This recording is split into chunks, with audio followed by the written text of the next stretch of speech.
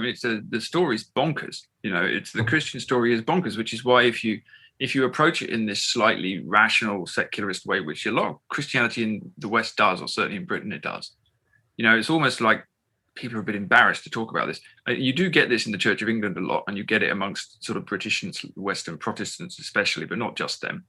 This sort of slight embarrassment about the actual meat of the story, right? The resurrection, the miracles, the virgin birth. I was an Episcopalian at Anglican. Right, yes, of course. I watched it. So there's a lot of that. I mean, notoriously in Britain for years, we've had bishops sort of umming and ahhing about whether the resurrection is a metaphor and all this sort of stuff. And you just think, what are you for? And I even remember when I was a sort of quite an anti-Christian atheist when I was younger, looking at these bishops and thinking, look, either have some self-respect and say what you believe in, or you'd stop wasting everybody's time. If you think that story's true, it's the most important thing that ever happened on earth, right? There's no doubt about that. So, and given that you've dedicated your whole life to it, you must have an opinion. You're wearing robes. I mean, if you think that story is true, and this would be true of a Muslim or anyone else, if you think that if you're a Muslim and you think that, God, Muhammad is the prophet and here's the holy book, there's nothing more important than that, right? That supersedes everything. And it's the same with Christianity.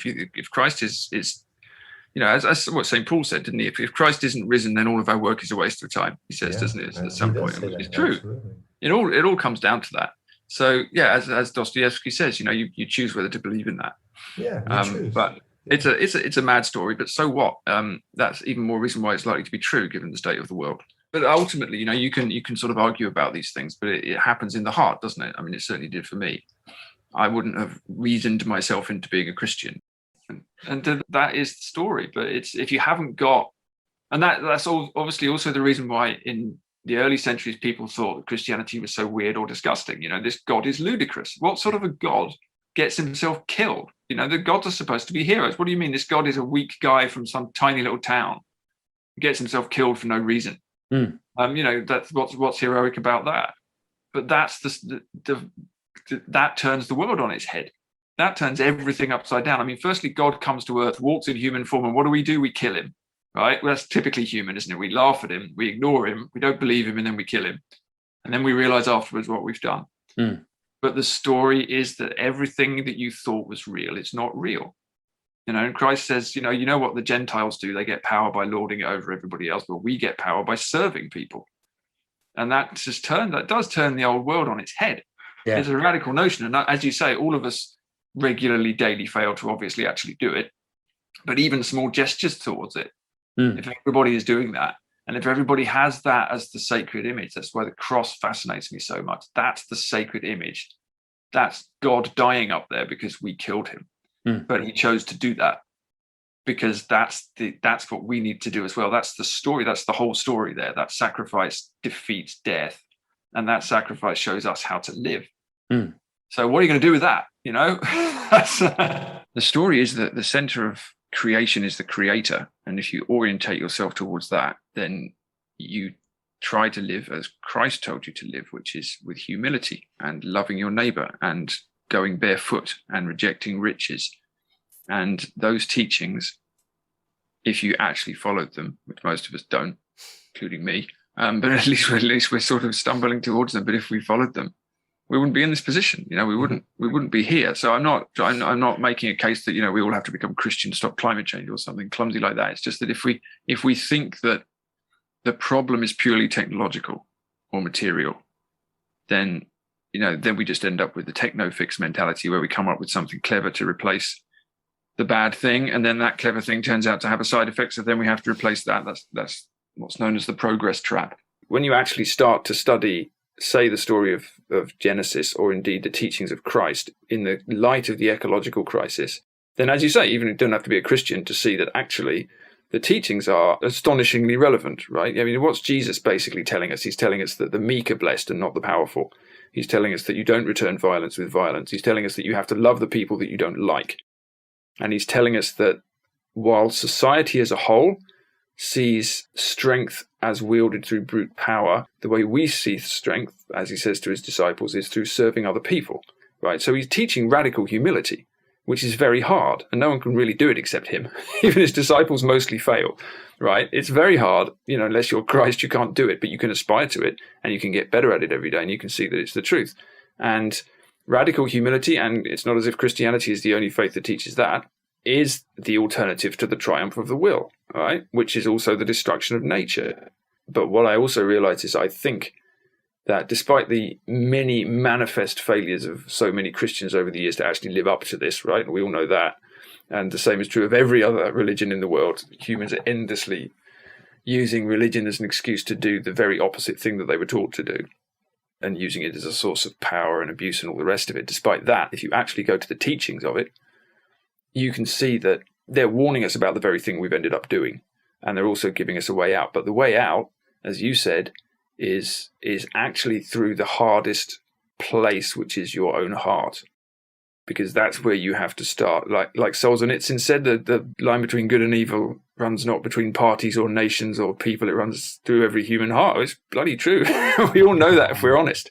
Yeah. But that's not easy to sell as a solution to climate change. So that's why I don't bother. No, that's a tough one. But it's if that kind of radical humility were at least attempted by some of us in communities, and you can look at modern examples of that, reasonably modern people like Gandhi were doing that. People like Tolstoy were doing that, forming communities based on this stuff. Don't have to be a Christian to do it. But those teachings of radical humility, and as you say, the discipline that's required to actually make them happen, because you have to have a discipline to it. That's a way out. It's not a way to solve all the world's problems. It's not a political solution, and it's not an alternative to politics either. By the way, I'm not suggesting nothing else matters. Politics don't matter. Technology doesn't matter. I know I can sound like that sometimes. Those things matter. You have to use them, and we will continue to use them.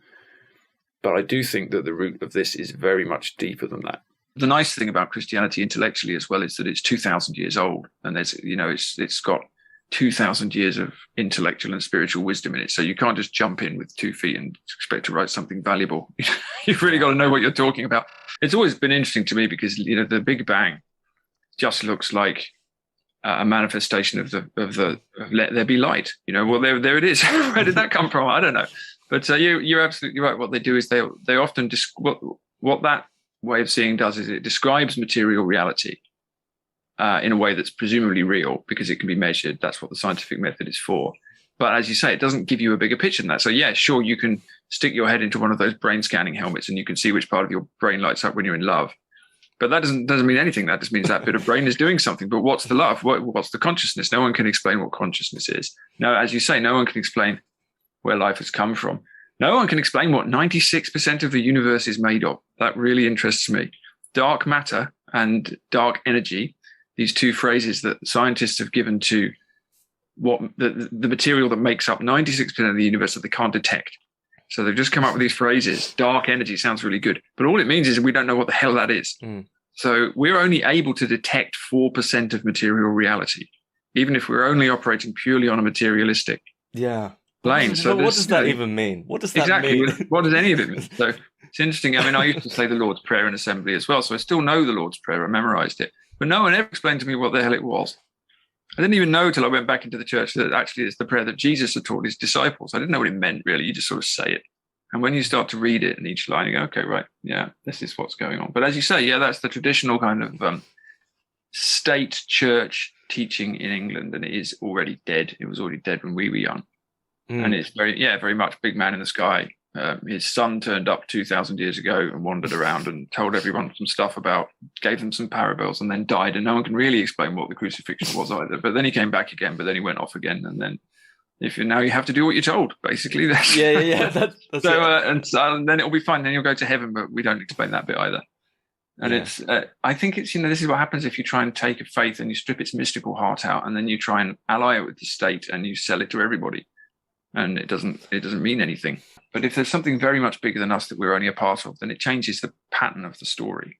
The world is not just a sort of material place that got here by accident and we have to try and fix it. Otherwise, we're in trouble. It's something there's a much bigger story playing out. So I don't know if that makes me optimistic exactly. There's a lot of tribulation in Christianity. It's really a faith that's designed for kind of crucifixion and martyrdom. It's all about carrying your cross. So you're not supposed to be comfortable, actually, as a Christian. You should expect to be persecuted and have a hard time. But at the same time, it's if you think that you're being held by God in a fundamental way, then it's difficult to despair in the big sense.